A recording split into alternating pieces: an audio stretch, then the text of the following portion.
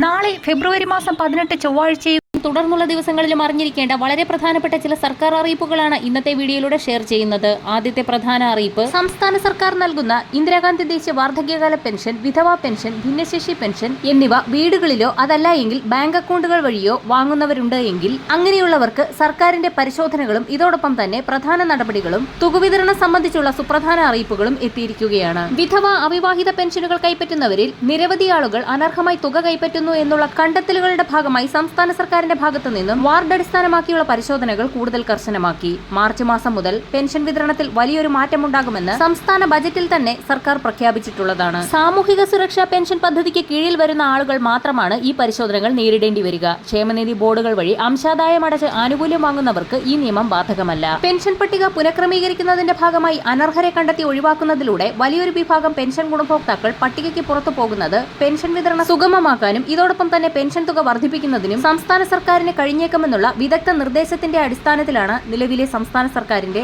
ഏറ്റവും പുതിയ നടപടിക്രമങ്ങൾ ആരംഭിച്ചിരിക്കുന്നത്. നിലവിൽ പെൻഷൻ തുക ലഭിച്ചുകൊണ്ടിരിക്കുന്ന എല്ലാവർക്കും ഫെബ്രുവരി മാസത്തിലെ തുക കൂടി മുടങ്ങാതെ തന്നെ എത്തിച്ചേരും. ഏറ്റവും പുതിയ വിതരണ ലിസ്റ്റിന്റെയും പുനഃക്രമീകരിച്ച പട്ടികയുടെയും അടിസ്ഥാനത്തിലാവും പുതിയ സാമ്പത്തിക വർഷം മുതൽ കുടിശ്ശിക തുക ഉൾപ്പെടെയുള്ള ആനുകൂല്യ വിതരണം ആരംഭിക്കുക.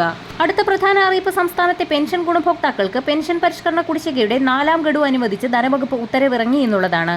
ധനപെൻഷൻ വകുപ്പിൽ നിന്നാണ് ഉത്തരവ് പുറത്തിറക്കിയിരിക്കുന്നത്. പെൻഷൻ പരിഷ്കരണ കുടിശ്ശികയുടെ അവസാന ഗഡു ഫെബ്രുവരിയിൽ വിതരണം ചെയ്യുമെന്ന് ധനമന്ത്രി ബജറ്റിൽ പ്രഖ്യാപിച്ചിരുന്നു.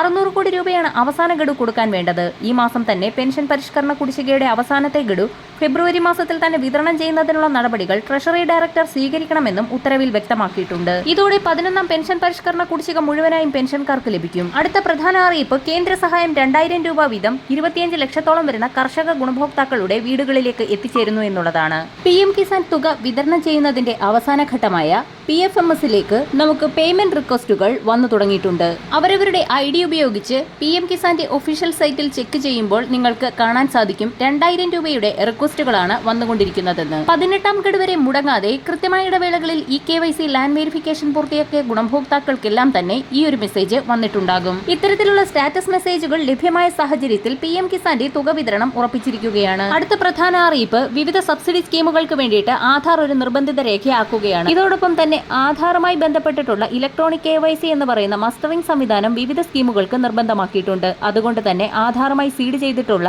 നമ്മുടെ ബാങ്ക് അക്കൗണ്ട് ആക്റ്റീവ് ആണോ എന്ന് പരിശോധിക്കേണ്ടതാണ്. ഇതോടൊപ്പം തന്നെ ആധാറുമായി ലിങ്ക് ചെയ്തിട്ടുള്ള മൊബൈൽ നമ്പർ ഇത് ആക്റ്റീവ് ആണോ എന്നുകൂടി പരിശോധിക്കേണ്ടതാണ്. 10 വർഷത്തിൽ കൂടുതൽ പഴക്കമുള്ള ആധാറുകൾ തൊട്ടടുത്തുള്ള അക്ഷയ കേന്ദ്രങ്ങളെ സമീപിച്ച് പുതുക്കിയെടുക്കേണ്ടതാണ്. പുതുക്കാത്ത പക്ഷം നിങ്ങളുടെ ആനുകൂല്യങ്ങൾ മുടങ്ങുന്നതായിരിക്കും. വരും ദിവസങ്ങളിലെ സർക്കാർ അറിയിപ്പുകൾക്കായി ചാനൽ സബ്സ്ക്രൈബ് ചെയ്യാൻ മറക്കാതിരിക്കുക.